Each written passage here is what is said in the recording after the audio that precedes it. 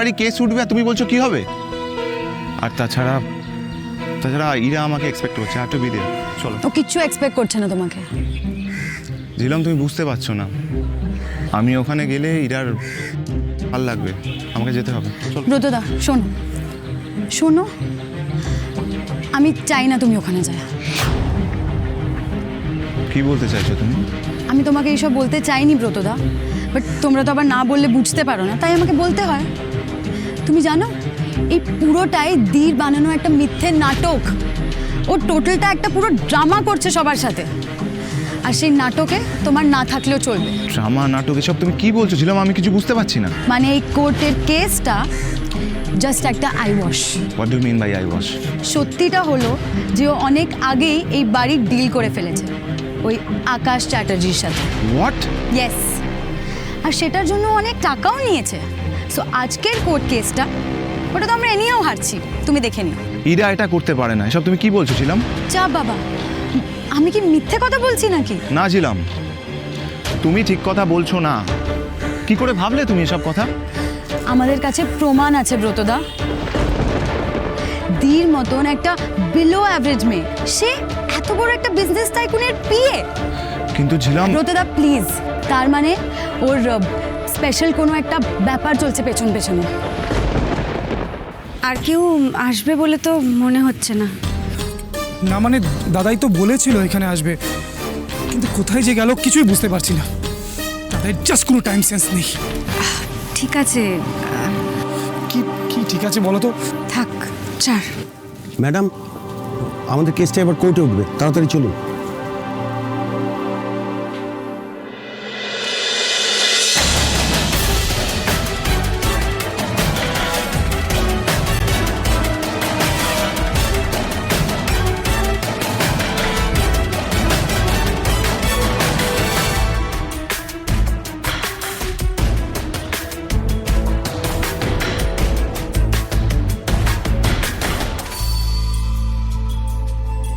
এসব কথা তুই আমাকে আগে বলিসনি কেন?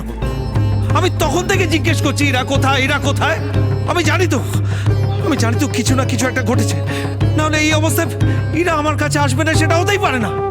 দাদা ভাই এটা করিস না, তুই করতে পারিস না দাদা ভাই, করিস না। আমি এরার কাছে যাব এক্ষুনি। না দাদা ভাই এটা হয় না, প্লিজ দাদা ভাই। কি হয় না? এত বড় একটা ঘটনা ঘটে গেল, ও একা একা এই বাড়িটার জন্য লড়াই করছে, আর আমি এখানে শুয়ে থাকবো। আমি নিজেকে কোনোদিন ক্ষমা করতে পারবো না। আমাকে তুই নিয়েছ আমাকে। দাদা ভাই না তুই বুঝতে পারছিস না, আমি না গেলে হবে না। আমি নিজের কাছে মুখ দেখাতে পারবো না। ছাড় আমায়। না দাদা ভাই, আরে দাদা ভাই, দাদা ভাই তুই সব কি করছিস? আমাকে ইরার কাছে নিয়ে চ। আমি তোর একটা কথাও শুনতে চাই না। আমার পাপের বোঝার বাড়াসটা আমাকে ইরার কাছে নিয়ে চ। না দাদা ভাই এরকম করিস না, আমাকে জেদ নিয়ে করিস চল। না দাদা ভাই। কি করছোটা কি তুমি? হ্যাঁ এইভাবে কোথায় যাচ্ছ? সবে না তোমার পায়ে অপারেশন হলো আর তুমি কি না? তুমি আমার সামনে থেকে সরে যাও। এই তিস্তা, ওর কি হচ্ছে? হ্যাঁ এরকম করছে কেন? আরে ওকে বোঝাও না। ছুটি তুই আমাকে নিয়ে চ, আমাকে। কি মুশকিলের কথা। দেখো তুমি কি চাইছো? হ্যাঁ কি চাইছো? আবার তোমার পাটা ভেঙে যাক? আমার পা ভাঙুক, আমি মরে যাই, তাতে তোমার কিচ্ছু যায় আসে না, আমি জানি। এত খেয়াল রাখো না আমার। তাহলে সকাল থেকে কোথায় ছিলে তুমি? কোথায় ছিলে? কি হ্যাঁ এখন কথা নেই কেন? কোনো চুপ করে আছো কেন? তুমি না একটা স্বার্থপর, তুমি শুধু টাকা চেনো, টাকা। শতদ্রু এসব কথা তুমি আমাকে কেন বলছো? না, একদম ছোবে না তুমি আমাকে। আমি বুঝে গেছি, অসময়ে যদি আমার পাশে কেউ থাকে সে হলো ইরা, আমার বোন, আর কেউ নয়, আর কেউ না। বোনকে নিয়ে খুব অহংকার, তাই না? বোন যে এতগুলো টাকা বার করে দিচ্ছে, একবারও জিজ্ঞেস করেছো টাকা কোত্থেকে আসছে? করেছো? বলতে তুমি এসব চুপ তিস্তা, আমাকে বলতে দাও। তোমার আদরের বোন না আমাদের মাথার ছাদটা বিক্রি করে দিয়েছে। হ্যাঁ বিক্রি করে দিয়েছে। ওর এই বস লোকটার থেকে গাদা গাদা টাকা নিয়ে চুপ করে বসে আছে। তার মধ্যে থেকে 2-1 লাখ টাকা মাঝে মাঝে আমাদের উপর ছড়িয়ে দিয়ে ভালো মানুষই নাটক করছে, বুঝলে? চুপ করো পিয়ালি, একদম চুপ। তোমার এইসব কথা আমি আর শুনবো না। একবার তোমার কথা শুনে জীবনে আমি অনেক বড় ভুল করেছি, আর কি বল দাদা ভাই?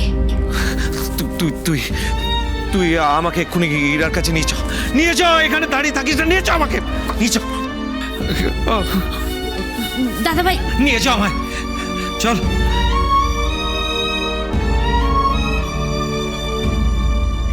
তোমার মতন আমি আর বাড়ির সবাইও কনফিউজ ছিলাম।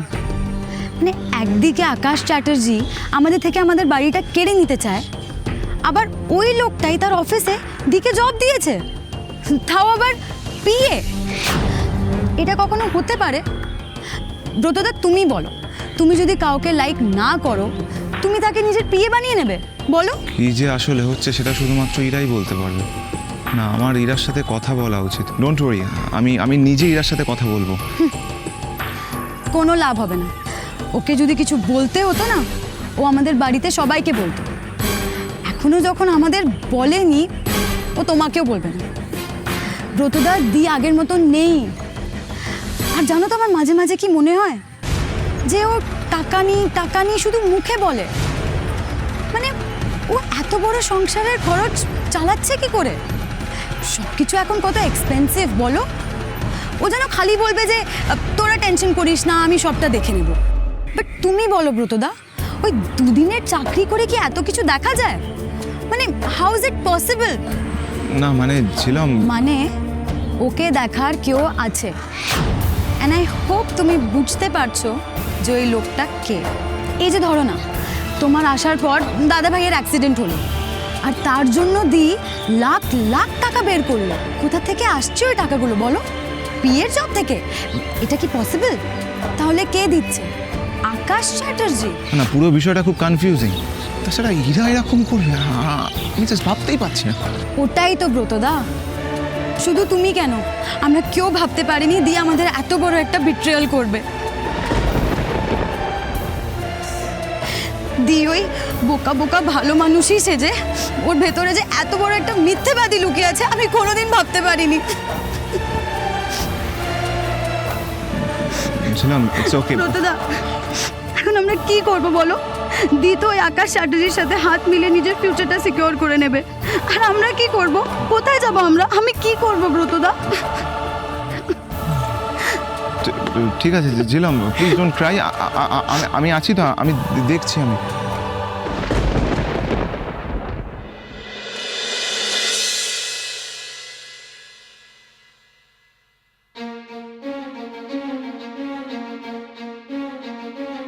এখন ইরাকে কোথায় খুঁজবো বলতো?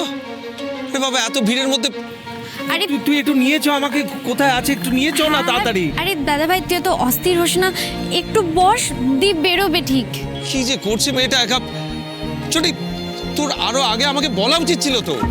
ঠিক দাদা ভাই, ওই তো রিতোদা। হ্যাঁ কোথায়?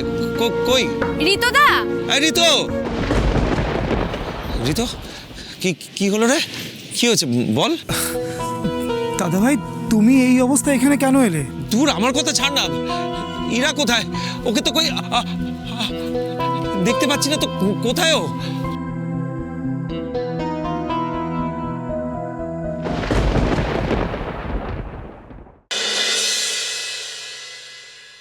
দিকে এরকম লাগছে কেন?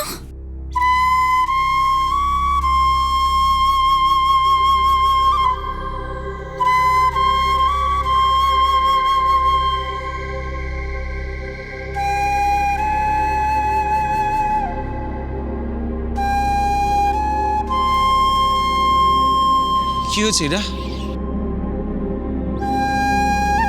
ইরা কোর্টে কি হয়েছে বল? চুপ করে আছিস কেন বল? আমি হেরে গেছি দাদা ভাই।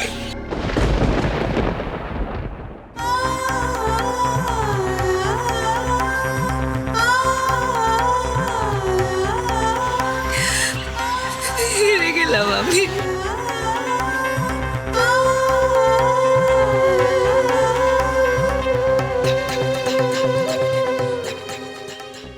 আপনাকে আমি একটা হেল্প করতে পারি। ধরুন এটা আমার রুম নাম্বার 205। আমি আপনার জন্য ওয়েট করব রাতে। চুপ কথা